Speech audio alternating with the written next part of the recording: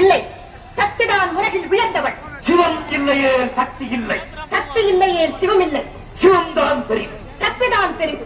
ஆணுக்கு பெண் அடிமை. அந்த ஆணையும் பெற்றுத் தருவது பெண்மை. நீ இன்றி நான் உண்டு, நான் என்று நீர் இல்லை. மாயா